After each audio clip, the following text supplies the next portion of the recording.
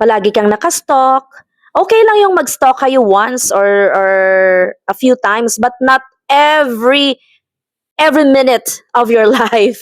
Yes, kasi nga, as we say, crush is just no one process that you have to undergo towards life and before really feeling the real love. So, training wheel siya. So, dapat boundaries ka lang. Diyan ka lang muna. Kalma.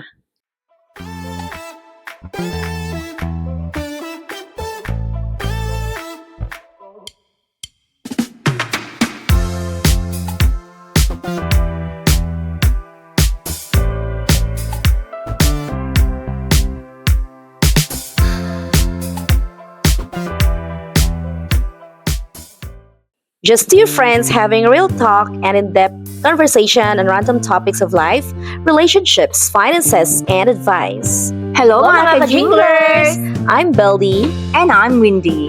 Welcome to our podcast. February is almost over, Wins. Exactly. Pero may pahabol pa tayong episode. Today we're going to talk about something light, fun, and super relatable. Happy crush! Happy crush! So, Wins, naalala mo ba yung first time mo na experience yung happy crush? Yes. So I would say like first time ko nagka-crush into somebody when I was in grade 3. How did you know it's a happy crush? Kasi ang gwapo niya. Tapos he's smart. He's super sweet to me. So probably yes, I would say like you have the joy in seeing that person. No, and that person actually made me feel special kasi nga daw crush niya ako nung grade 2. Hindi ko naman pinapansin kasi nga I don't know anything about crush. Pero nung grade 3, baliktad. I had a crush on him. So, you told me like you enjoyed the attention na binibigay niya sa'yo. He's sweet, and aside from being sweet, you found him handsome. Yes. Plus, my plus factor yung he's smart. Yes. Do you believe, Wins, na when you have a crush on someone, kahit hindi siya ganon kagwapo, for you, you find him guwapo. Sa'yo, can you confirm it now? Oh, when I was in elementary, na-remember ko, I have 7 crushes. Hanggang grade 6. You like them because you see something on them. Like, for example, the other one is so neat and clean. So, you like it. Yung isa naman super quiet na shy type. So, you like it. Parang ganon. So, I like you. I had a crush on you. Ganun lang. So, iba't ibang qualities, yeah.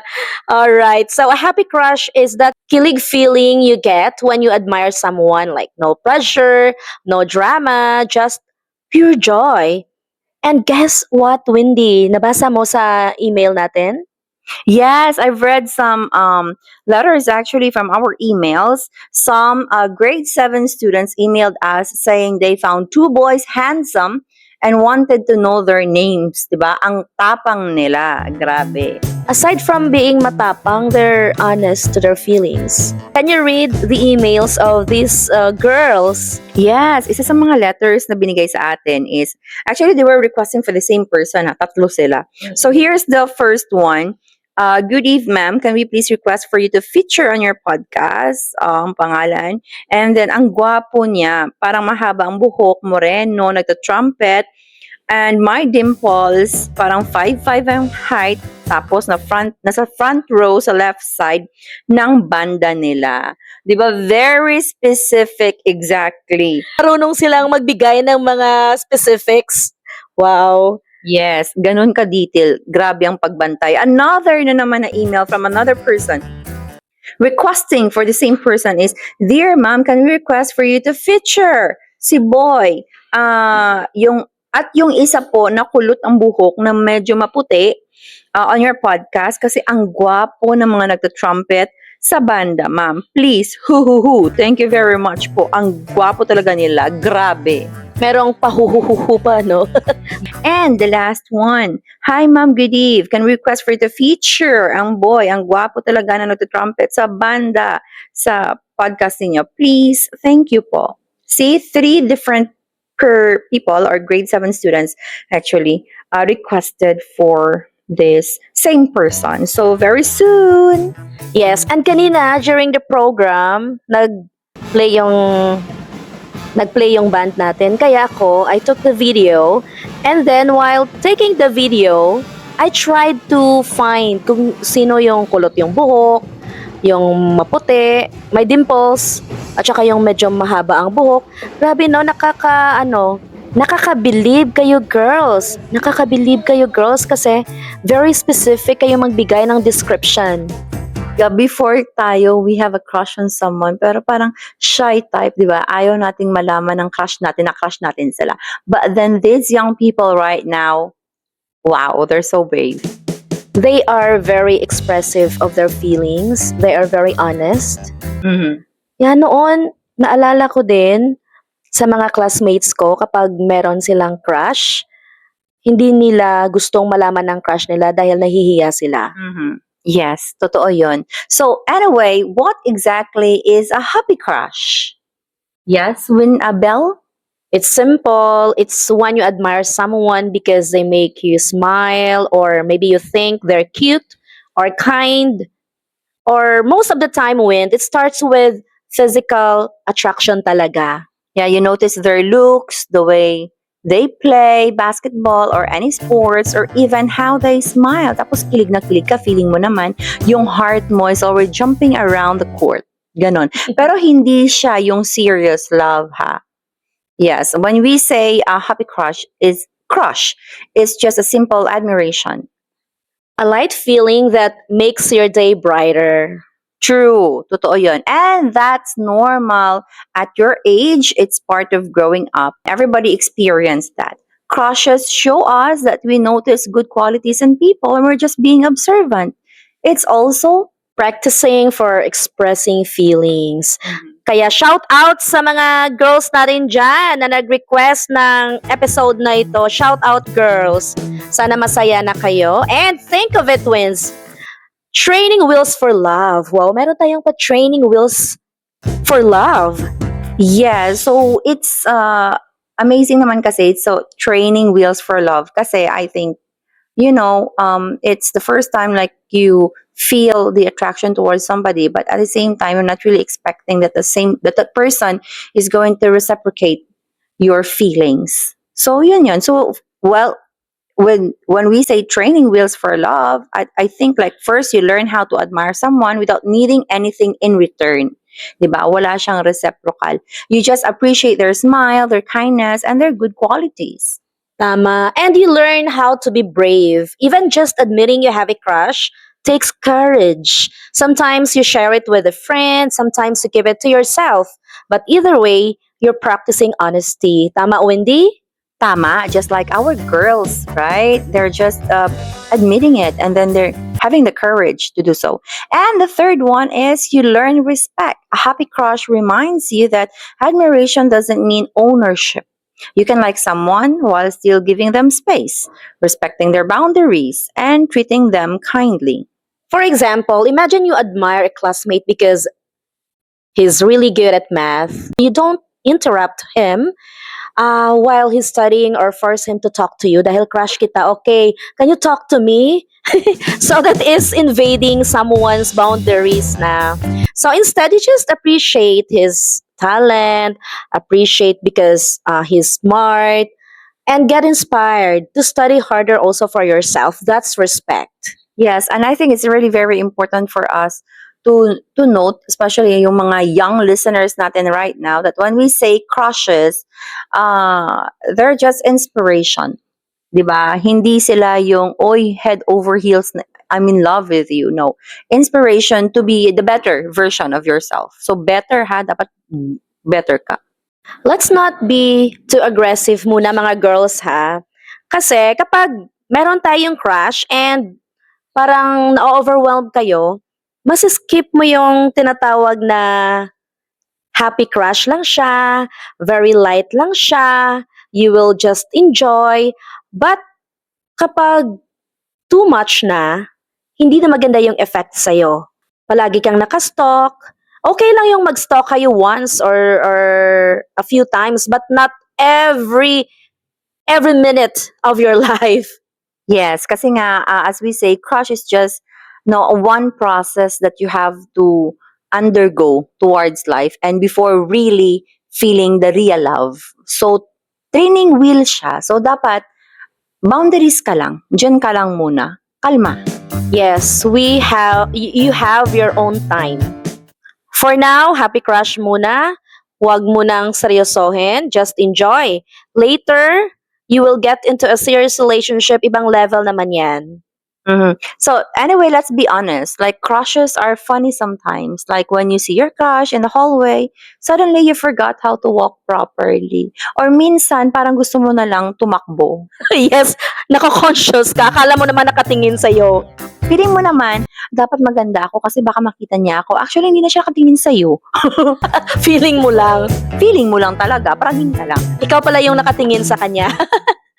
Alright, or when you borrow a pencil and you think, ay, parang destiny kami. Ay, wow, parang meet cute moments again, di ba? Yes, yes. Sa last episode natin, we talked about that. Merong mga meet cute moments talaga, no? Yes, like feeling mo pang romance novels. Parang pang precious hearts moments, di ba? O pang ano na lang, romance movies, akala mo. Yes. Makaka-relate pa ba? Shout out sa isang Friday Girls dyan. Sa isang Friday Girls na nakikinig. Makaka-relate pa kaya sa atin yung mga girls natin ngayon? Yung mga teens sa Precious Romance? Precious Hearts pala? Siguro nagbabasa ka, no? Ako hindi masyado, sorry. Not really. Kasi may mas ako sa comics noon. Exactly, comics time tayo. Mm-mm. And another wins, yung tipong you join a club just because your crush is there. Admit it, nakakatawa, pero nakakakilig na din. Or minsan naman, nakatago ka, nakasunod ka pala sa kanya, tapos biglang napatalikod siya, tapos feeling mo, baka malaman niya na sumusunod ka sa kanya. So parang wala lang. Parang wala pala siyang pakialam. Okay, that's okay. Those moments make school life more colorful. Exactly, totoo yun. So now let's get serious for a bit. Crushes are fun, yes, but we also need to be smart. Here are the 4 lessons that we can learn about happy crushes. So the first one is it's okay to admire. Having a crush is normal. Don't be ashamed. Girls, don't be ashamed, or boys, don't be ashamed. Just enjoy the feeling. It's part of growing up. Lesson 2, respect boundaries. So having a crush doesn't mean you own the person. Uy, crush pa lang yun. Sabi ko nga sa inyo, I have 7 crushes, okay? Hindi ko alam, baka may 10 nag-crush sa akin. Feeling lang, feeling. Don't pressure them, don't stalk them, and just admire from a distance. Okay din yung stalk, no? Kasi sometimes if you have a crush on someone, you are also interested. You are also interested kung anong nangyayari sa life niya, but hindi na yung too much. Yes, not obsessed with a person. Yeah, yan yung word. Wow, takot yung obsessed talaga, no? And lesson 3, be brave, but be kind. If you want to express your feelings, do it respectfully. A simple phrase like, you're nice is enough. Hindi kailangan ng drama. Hindi kailangang tumili, crush kita! Wag ganon. Okay. Yes, I've experienced that with our students here.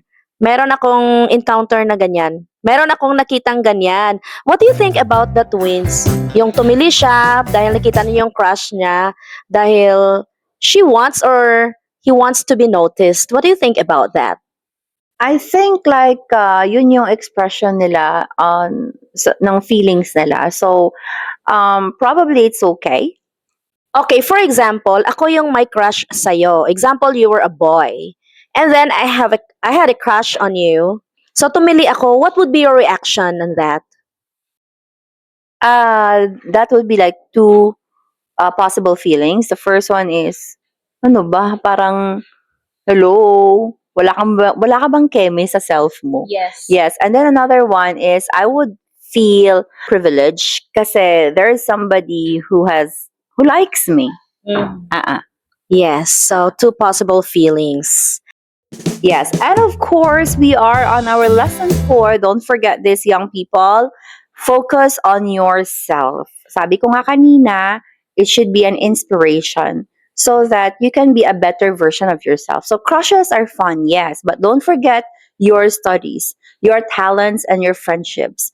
Build your confidence. That way, whether or not your crush notices you, you're still happy. And then, you don't know, maybe someone else has a crush on you. Yes, kasi yung ibang mga teens natin dyan, kapag hindi sila naka-crush back, parang mawawasak yung mundo nila. And then sometimes they feel ownership nga, 'di ba? Like they feel like, oh, crush ko to. So dapat wala nang ibang pwedeng magka-crush sa kanya. Ako lang. Hello. Crush is like admiration. Hindi kayo magpapakasal. Take note. Take note sa ating mga teens dyan. If your friend has a crush on your crush, wag namang awayin. You don't own someone. Crush pa lang yan. Just enjoy. Masaya nga yan eh, 'di ba? Dalawa kayong nagsistalk doon. Tapos sabi niya, ay, yan yung crush natin. Yeah. Yes. Yeah, I've experienced that one. Like yung crush ko, crush din ng friend ko. So it's okay, it's good. Wow, that's very healthy. No? Kasi yung iba, nag-aaway dahil they have the same crush. Especially if yung crush niya, hindi siya pinansin, ikaw yung pinansin, ay nako. Yes, but you should be happy, right? I mean, bakit ka magagalit? Hindi ka naman sure if that person really likes you. Diba? Ikaw nga lang yung nagkakalike. So, wait for a moment. Everybody can like that person. And to all the young listeners, enjoy the kilig but stay smart. Having a crush is a part of life, but your growth and kindness matter more. So, because love is for everybody and it's nice to give love every day. So, happy Love Month, everyone! And wins, as we promised sa ating mga girls na nag-email, we tried to arrange interviews with our boys. So we fulfilled that promise, though unfortunately, only Tom could join us today. Busy ang schedule ng mga boys natin. But luckily, we still have Tom with us. We are still happy that at least ma-interview natin si Tom. So, girls, are you ready? Hi, Tom! So, kamusta ka ngayon? Okay naman ma'am, masaya naman. Okay, so the first question natin ngayon sa guest natin, Beldy, is how do you feel kasi may mga girls out there nagkakakrush sa iyo? Happy dahil ma'am, dahil na-appreciate nila ako. So, Tom, are you ready for a relationship at this age? How old are you, Tom? 13 years old ma'am. 13 years old. That's too young. Yes, Beldy, too young. So, yes, so are you ready for a relationship right now? No, kasi busy po ako sa school at tumutulong sa mga magulang ko. Nagbabantay po ako sa kapatid ko. So last time, yun pala yung sinabi niya na we wanted to interview him last time but he told me na uuwi siya dahil he would take care of his sibling. Yes, kasi at a very young age, you're very responsible. So, no doubt na may nakakrush sa'yo. And then, last question na talaga, promise. Kasi sabi natin, we wouldn't take much of this time, right? Kasi nahihiya yung bata. Okay, Tom, so last question is, ano ang ma-advise mo sa mga kapwa mong estudyante? As young as you are, na you know, they want to have relationships and talagang they go over with crushes. Ano ma-advise mo? Mas mabuti kasi na mag-focus sila sa kanilang sarili and make themselves better. Tama. Okay, wow. So, we would like to say thank you talaga sa ating guest ngayon. Even though mahirap, but then he took time and the courage to do this interview. Am I right? So, Tom, thank you very much. Mahihain si Tom, Thank you, right? Again, Tom, thank you so much. Thank you ma'am and Merong gusto magpa-shout out kay Tom. Yes, mga girls.